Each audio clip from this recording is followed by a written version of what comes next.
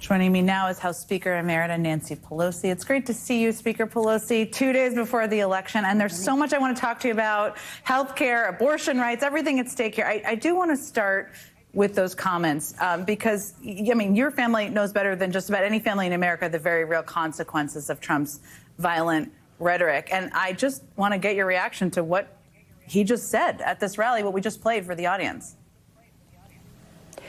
Good morning. Wonderful to be with you again on this weekend before the election. I think that what the ex-president just said is a further indication of his cognitive degeneration. You saw recently he was talking about whether he chose electrocution or being eaten by sharks. Something's very wrong there. And indicative in it also is diminishing the power of the press, which is the guardian of our freedom in our country. So I think people who might thinking about voting for him have to know that he can't last as president for 4 years with his brain deteriorating at the rate that it is, and is clearly evident. And they may be voting for President Vance, which would be a horrible thing for our country. You're right. Our family has experienced the violence. Where is Nancy? Where is Nancy? Coming into our house, violating the sanctity of our home, the safety of my husband, looking for me, echoing what was said on January 6th in the Capitol. Where is Nancy? Where is Nancy? He was coming up to punish me for what I had said about Donald Trump. And I raise it because I think there's a fear people have out there. And we saw some violent language. This was an anomaly, as you and everybody knows out there who's watching. He had some violent language when he was discussing Liz Cheney this week. He suggested he would not be such a war hawk if she had guns trained on her face. His campaign doubled down on that language. He seems to be, I raise this because he seems to know what he's doing. And we've seen this before. Do you think he knows that he's potentially inciting violence against her, violence against you, violence against others who he raises and threatens publicly? Well, it does have a chilling effect on people who may want to run for office to think that they would be endangering themselves or, more importantly, their families. But I will say this, because the Liz Cheney, you think that that would be something that would be so dispositive of people's votes. But there's some people who only vote by the fact that they're very wealthy and they don't want to pay taxes, and their corporations don't want any protections. And that's really sad that their patriotism, they pledge allegiance to their tax return and not to our country and our Constitution and our future. And I will say this because what you said earlier about a woman's right to choose and all of the things that is implied in that in terms of safety and the rest for women. This is violence against women. He may not know that, but when he says things like, I want to protect women whether they like it or not, that is violence against women.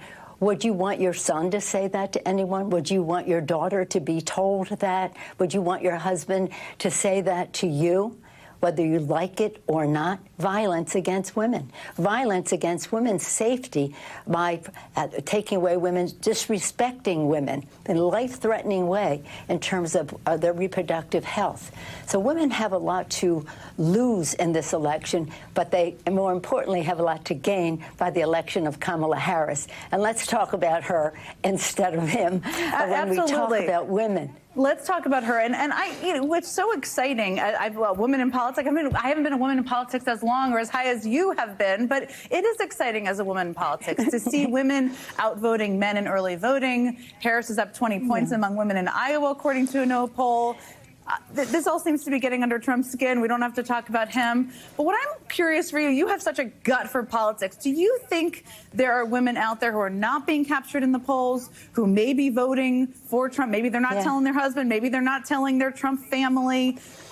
Because we've seen such a movement on that front, and because people are understandably repulsed by the things Trump is saying and also his policies on women's issues. Yes, I do. I've been to almost every one of the, recently to every one in the last few weeks, to every one of the states of significance in terms of the Electoral College. And what we see is, of course, women just saying, I'm with you, the Republican women saying to our candidates for the House, because the House is up, is there as well. And let me just tell you something about the House. When we talk about Dobbs and the limitation on women's freedom that that decision was, and that we have to win this election to respect women and the rest. Understand this: when Dobbs passed, we we're still in control. I put on the floor something that would enshrine Roe v. Wade into law in our country. Not one Republican voted for it. Okay, that's who they are. And then I put on the floor something from Kathy Manning of North Carolina, which said women have a right to contraception. Mm-hmm. Women have a right to contraception. Some of my members said to me, "Why are you doing that? They're going to vote for this, and they'll, look like they've had a different view of things." I said, I know the territory, okay? We put this on the floor. Out of 200, we had the majority to win it, but out of the Republicans who voted, 203, 8 voted yes. 8 people, not 8%, 8 mm-hmm. members voted, Republicans voted yes, that women have a right to contraception. 195 voted that women do not have a right to contraception. Contraception. So again, women should know how disrespected they are, because these are toadies. The Speaker of the House is a toady of Trump. We will win the House. Hakeem Jeffries will be the Speaker, mm-hmm. and that's going to be very important for women and for the future of our country. But also on January 6th, that he will have that gavel. And as I had it before, says she self-servingly, to make sure that we went to the floor of the House to show that we prevailed, democracy prevailed, their insurrection incited by the former president of the United States failed when they were telling me, oh, you have to do this in an undisclosed location with the members bussed in. I said, no, we're not. We're going to the floor of the House to make sure people know. And Hakeem has to have that gavel then, and not only the gavel, but the votes to accept the results of the election, whatever they may be. It's such an important part of it, the slippery slope, but also the power of who controls the House. We're going to talk about that Trump toady. He had a bit of a tough week. We're going to talk about that. Speaker Emerita Pelosi has agreed to stick around, which I'm so grateful for. We'll be right back. Speaker Emerita Nancy Pelosi is back with me. She was already telling us how important control of the House is, how important it is that Jeffries has the Speaker's gavel like she had. So, Mike Johnson, I just played 2 clips from this week. He's had quite a week. He's tried to walk back from what he said on the CHIPS Act, what he said on Obamacare. Do you buy that?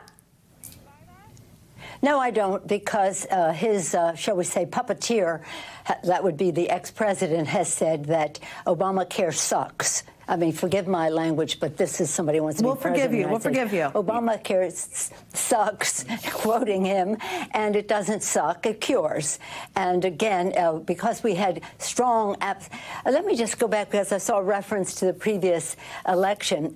In 2022, people said to us, you're going to lose 30 or 40 seats. We said, no, we're not. I don't know who in New York or Washington, D.C. thinks that they know something. We're on the ground. We know that people care about a woman's right to choose, about the fate of our planet, about gun violence prevention, and about our democracy. And so we lost 5 seats in New York, which we hope we will pick up, and Hakeem will be Speaker.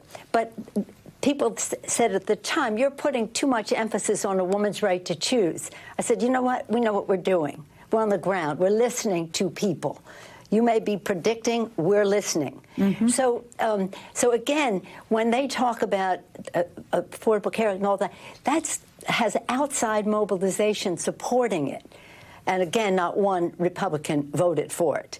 Now, in terms of the CHIPS and Science Act, that was huge. Mm-hmm. And it's CHIPS, yes, but it's also science, which is about STEM and education and bringing women and minorities and others who haven't been involved in the technology and the future, AI and the rest of that, into all of this. It's job creating. Now, on that score, yes, the leadership voted against it, and they instructed their members to vote against it, and they weren't allowed to vote for it until it was clear that we had the 218, and then only 24 Republicans voted for this job-creating initiative that makes us self-reliant in the world in terms of our dependence on other countries for chips. No, they're made in America, creating great jobs here.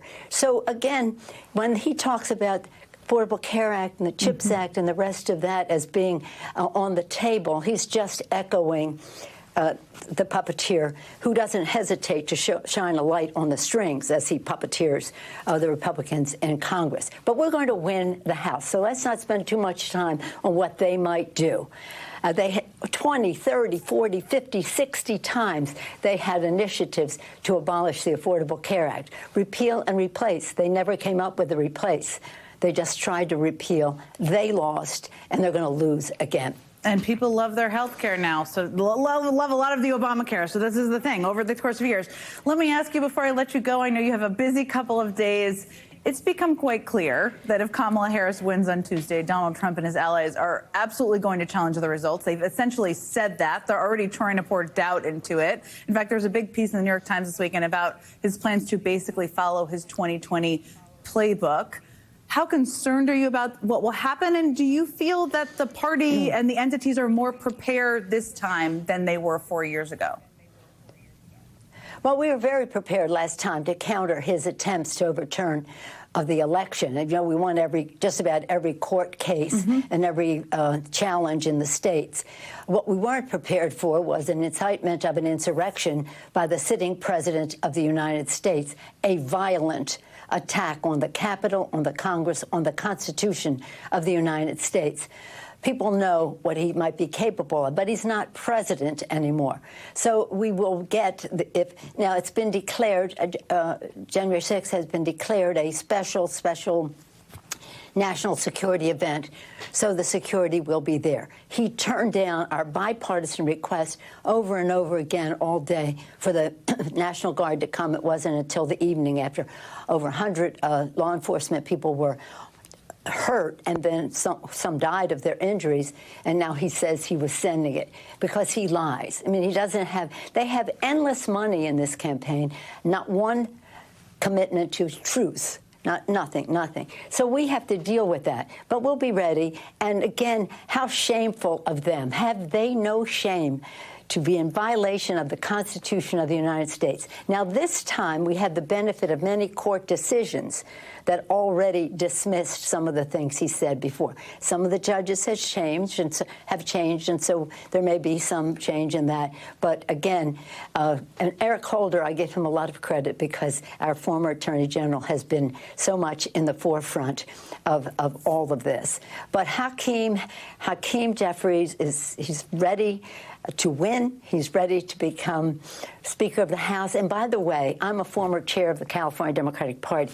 I'm an on-the-ground person. Mobilization, mobilization, mobilization. Get out the vote. Let's not worry about who might vote or not vote for us. Let's just get out the vote that we have. And then we will make history with Kamala Harris president, Tim Walz vice president, and more importantly, progress for the American people. Speaker Emerita Nancy Pelosi. A few people have better gut instincts about politics and know how to count votes and all the things. So thank you so much for taking the time. I know you have a very busy couple days ahead. Really always love talking to you. Yes, indeed.